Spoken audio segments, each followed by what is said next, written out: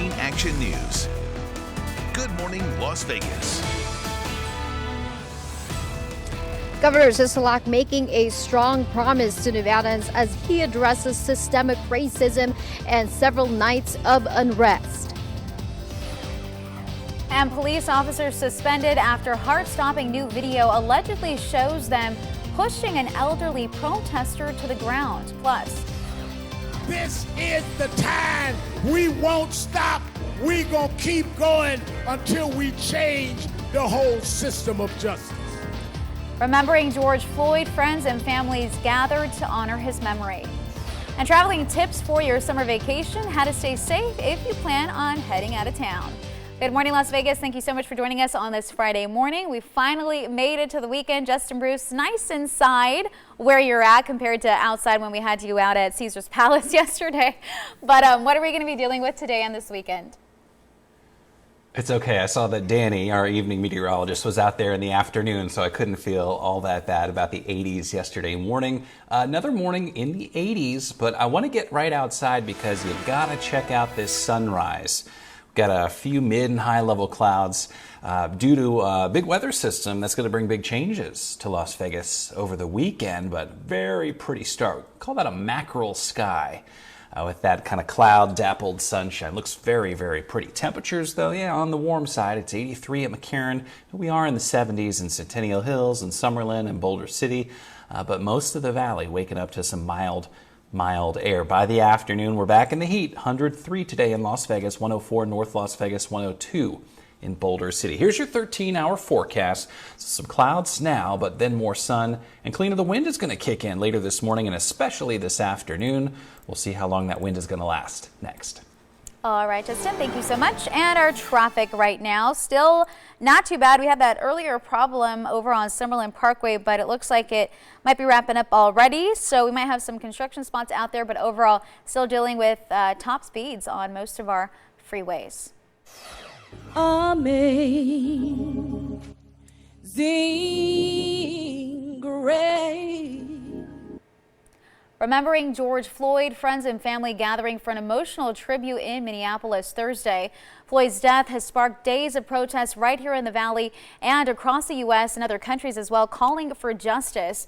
Reporter Nadia Romero gives us a look inside the service.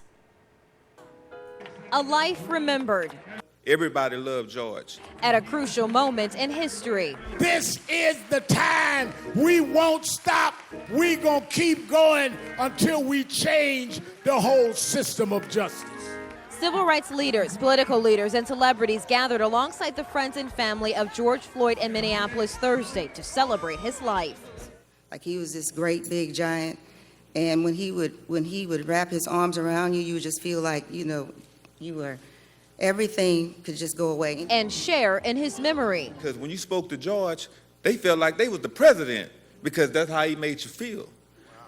He was powerful, man. Three of the officers charged in Floyd's death appeared in court for the first time Thursday. While not far away, calls for justice rang from the pulpit. We will all united as a people who are God's children seek justice in his name. Floyd's death putting a spotlight on racial injustice. The global outcry offering a sense for many that real change may be on the horizon. We are not afraid. For those who love George Floyd most, I wish you was here in the presence in the flesh to see it, because all this great unity, you would bring you to tears. The hope for a new beginning inspired by his memory. In Minneapolis, I'm Nadia Romero. Well, this morning, 2 Buffalo police officers have been suspended without pay after they were seen on a video pushing a protester. And we do want to warn you, the video is graphic and a little tough to watch. Now, as police enforce the 8 p.m. curfew, a 75-year-old man approaches them. At least one officer appears to push the man, causing him to stumble, fall, and then hit his head. Now, the man has a serious head injury right now and is in serious condition as well. Buffalo police said the man tripped and fell, but once additional video was seen, an investigation was launched. And throughout the country, protests for George Floyd continue. Large groups coming out Thursday in several cities, including Long Beach, Atlanta, Denver, and Santa Clarita, to peacefully demonstrate. And after a largely criticized photo op by President Trump at a church, his administration is now facing a lawsuit. The ACLU claims the president violated the civil rights of protesters who were forcefully removed near the White House Monday, shortly after President Trump walked through the area to take a picture in front of a church that had been set on fire the night before. The lawsuit says the president and other officials unlawfully conspired to violate peaceful protesters when officers fired smoke bombs and also pepper balls in the crowd. Trump officials argue it was necessary to protect officers and federal property. The statement that Black Lives Matter should not be controversial. It should not be subject to debate. New this morning, strong words there from Governor Sisolak during an address to all Nevadans last night. The governor discussing a number of topics, including the recent protests in our state, systemic racism in America as well. And we have 13 Action News anchor Nina Porshukla joining us live right now from the Grant Sawyer building with more of the governor's message. Nina?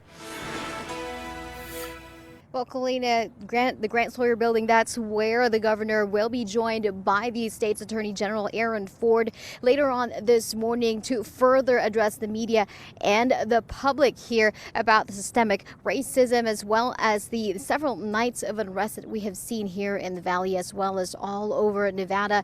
But before that, he released that video where you just saw a brief clip of what really sparked the demonstrations here. Now, Governor Sisolak said things have been difficult for the past 3 months, pointing to 3 major events: the coronavirus pandemic, the economic crisis, and the crisis of faith in the criminal and social justice system. He then addressed the death of George Floyd and the protests that have followed and made a strong promise to all Nevadans. Here's what I can commit to you. I will no longer be party to a system that dictates how minority communities should express their First Amendment right to protest or their human right to grieve. And Sisolak went on to share his plans to engage in a meaningful dialogue. He mentioned meeting with local leaders and working to turn these conversations to legislation during the next legislative session. Now, the press conference I just mentioned is going to happen later on today at 9:30 a.m. and we will be right there to bring you all the latest on the air and online at ktnv.com. For now, reporting live, Nina Porshukla, 13 Action News.